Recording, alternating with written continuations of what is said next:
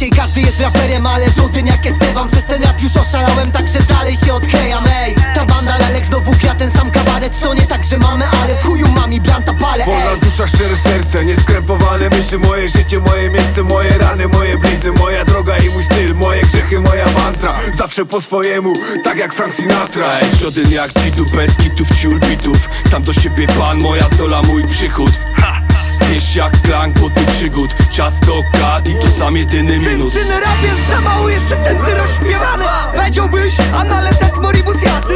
Ten nie będzie mi godu, kaj. Mam łazić show, jak skazaniec i tak dalej, normalnie, nie? Nie gadają, ale żaden mi nie powie. Co mam kurwa robić, mogę kręcić się na głowie jak b-boye. Pierdol trendy, hity swoje. Wyzak, skład, antysystemowe gnoje. Żaden nie będzie mi godą, co mam robić. Żaden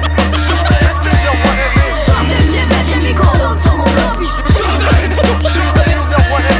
Żaden nie będzie mi godą, co mam robić. Ja myślę o swoich rekordach, kierę idzie pobić. Biera to na dystans i tak miał ambicje koni. Każdy chuj na swój krój. Albo wszyscy, albo żaden.